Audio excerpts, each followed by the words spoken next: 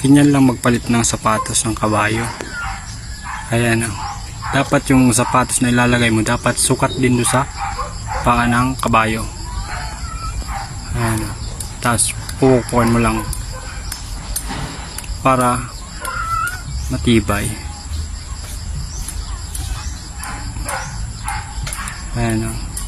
Ang hirap din naman gawin yan. Kasi pag minsan nakapapunta sa laman ng kabayo eh. Oh. Masakit yan sa paa ng kabayo. Pag may ganyan, may labang ka sa batuhan, hindi napila yung kabayo. Kaya nilalagyan ng ganyan.